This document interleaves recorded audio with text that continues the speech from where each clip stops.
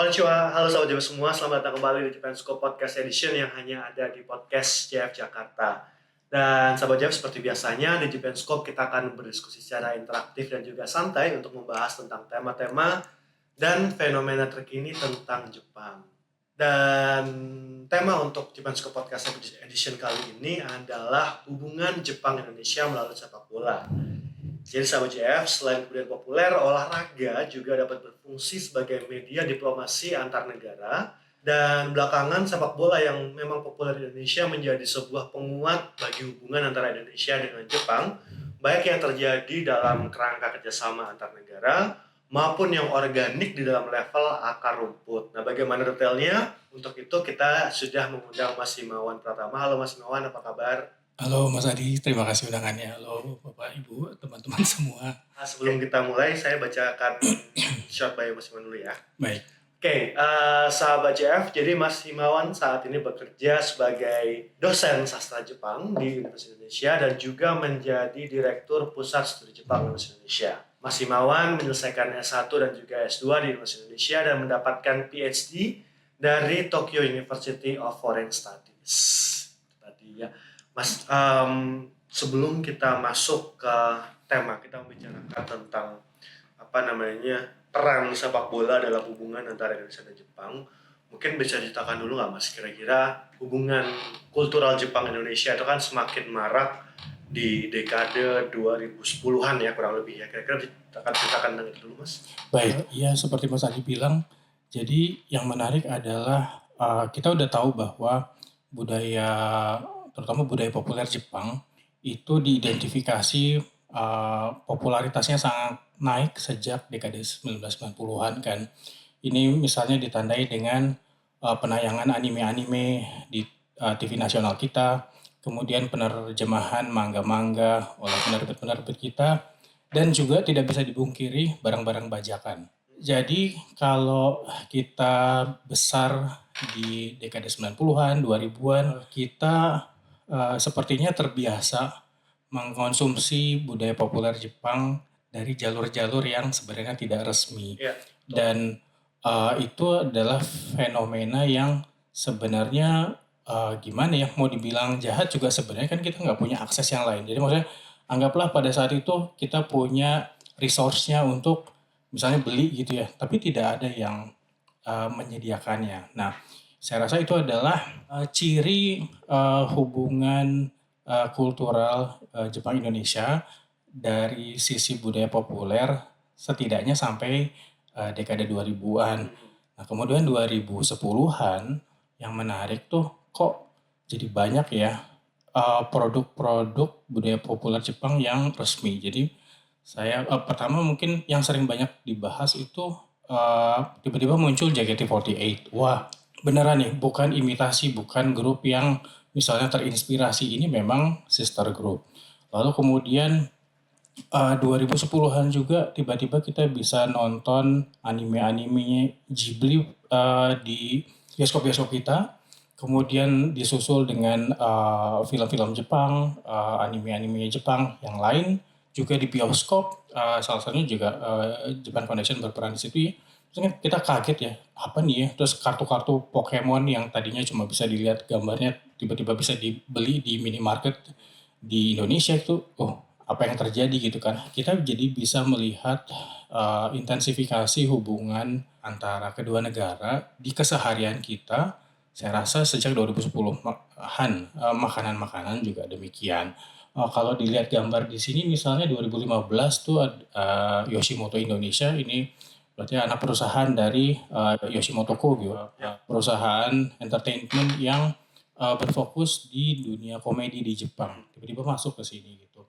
Terus budaya kuliner juga gitu ya, Yoshinoya lebih awal lagi dari 2010, terus ya, dan disusul yang lain-lain lagi. Jadi sampai dengan tahun 2000-an kita sudah familiar dengan budaya Jepang yang statusnya tuh entah produk Indonesia yang terinspirasi atau imitasi mungkin atau bajakan.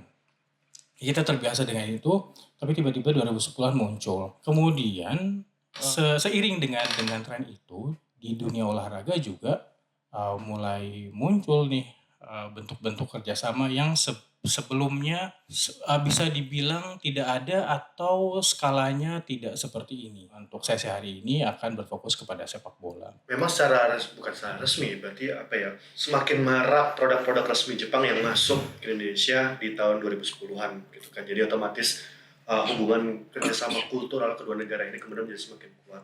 Nah, tapi kalau dari sisi kajiannya sendiri bagaimana, Mas? Apakah ini juga diikuti dengan perkembangan dengan kajian kultural antara hubungan Indonesia dan Jepang? Baik. Jadi kalau kita misalnya ya lihat search engine yang gampang, misalnya Google Scholar gitu ya. Kita cari kata-kata kunci yang berkaitan dengan hubungan kultural Jepang Indonesia gitu. Kita akan menemukan banyak. Dan ini terutama mulai banyak sejak 2010-an juga. Yang saya rasa periodenya berkaitan dengan semakin maraknya produk-produk Jepang resmi masuk. Nah, di saat yang bersamaan muncul juga gerakan untuk melihat hubungan Jepang Indonesia ini secara kritis. Sampai dengan 2000-an juga menurut saya sebagai tadinya mahasiswa gitu, saya merasakan bahwa tadinya arah studi Jepang di Indonesia bisa dibilang itu adalah diwarnai dengan semangat untuk misalnya belajar dari Jepang. Ini yang sering disebut sebagai learning from Japan gitu, learning from Japan discourse gitu. Atau sebelumnya lagi melihat Jepang sebagai negara yang unik atau orang Jepang sebagai sekumpulan orang yang dengan budaya yang unik, gaya manajemen sebagai yang unik sehingga maju, sehingga patut untuk dipelajari oleh Indonesia yang sedang mengejar perkembangan ekonomi gitu misalnya. Nah, kemudian 2010-an saya rasa ada turning point juga dalam studi Jepang, ada arus untuk melihat dari perspektif yang lain, perspektif kritis. Nah, yang sering menjadi bahan kajian dalam perspektif-perspektif kritis itu adalah hubungan kultural dengan contoh-contoh yang tadi saya sebutkan itu. Jadi kita bisa melihat misalnya kajian tentang JKT48 sebagai bentuk diplomasi budaya gitu, sebagai bentuk soft power. Oke, kalau JKT48 mungkin kita bisa paham karena memang pada beberapa kasus grup tersebut misalnya bekerja sama sebagai cultural ambassador. Memang itu ada penunjukan seperti itu misalnya ya. Terus Doraemon juga sering dibicarakan dalam kerangka begitu. Tapi saya kok makin kesini makin sering lihat kajian yang berusaha kritis dengan menggunakan frame diplomasi atau soft power tersebut terhadap hampir apapun yang datang dari Jepang.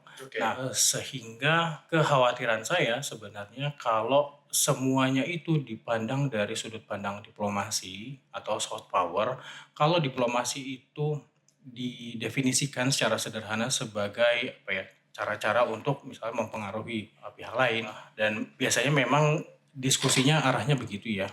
Kok saya khawatir bahwa hubungan Jepang dan Indonesia-Jepang direduksi menjadi seperti refleksi kepentingan nasional. Kepentingan nasional kan sifatnya politis. Sebagai orang yang berfokus pada studi pihak-pihak non-otoritatif gitu, kok saya ngerasa sebenarnya hubungan Jepang dan Indonesia tidak sesimpel itu, melibatkan lebih banyak pihak, punya kepentingan masing-masing, atau bahkan tidak diwarnai dengan kepentingan apapun. Ya udah, misalnya sepak bola atau olahraga antara orang-orang Indonesia, orang-orang Jepang berkumpul bersama, kok saya agak ragu untuk mencapnya murni sebagai diplomasi atau soft power. Tergantung sudut pandang sebenarnya. Kalau dilihat dari sudut pandang orang-orang di bawah, kok saya agak ragu ya melihat itu sebagai bentuk dari kepentingan nasional. Pure ke bisnis gitu maksudnya? Itu juga ada.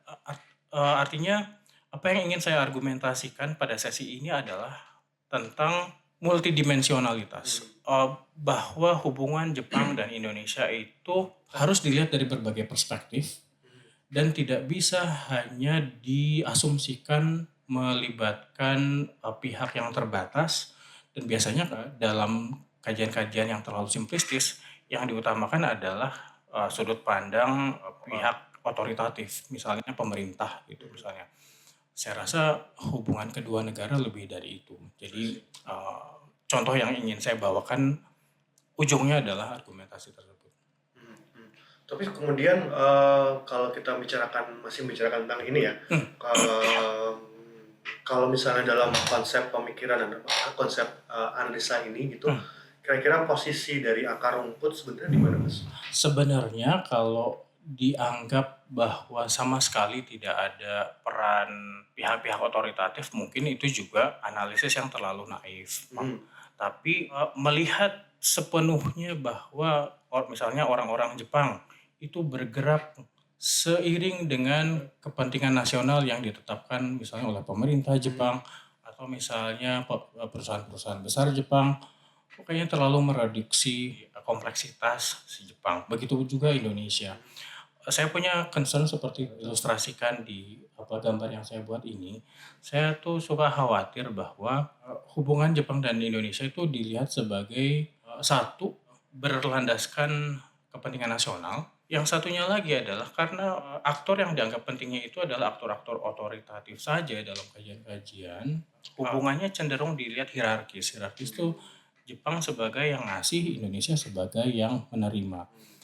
Mungkin kalau kita mengambil sudut pandang otoritas, itu ada benarnya juga. Tapi saya kok nggak terlalu yakin bahwa ini berlaku dalam setiap kasus. Dan saya juga agak ragu atau mungkin ingin menolak kalau salah satu pihak itu ditempatkan sebagai pihak penerima pasif saja, sementara yang pihak lainnya di-highlight sebagai agen, sebagai yang berperan. Jadi dalam pandangan seperti ini misalnya banyak ya analisis cultural hegemony dari Jepang terhadap Indonesia gitu. Dalam batas tertentu saya bisa melihat bahwa ini adalah sebuah upaya untuk melihat secara kritis, tapi saya juga khawatir bahwa ini adalah pemosisian pihak Indonesia sebagai yang pasif saja. Pertanyaannya adalah masa sih? Apakah betul agensi-agensi di Indonesia itu yang tentu banyak dan punya kepentingan yang beragam itu bisa direduksi menjadi pihak-pihak yang menerima saja? Bisa juga dilihat dari sisi diplomatis, dilihat dari misalnya si Arhan ini ketika menjelang keberangkatan ke Jepang bukan diantarkan di bandara gitu ya, tapi dapat reception di kedubes Jepang di Indonesia di Jakarta. Sampai di Tokyo ada reception juga oleh kedubes Indonesia di Tokyo.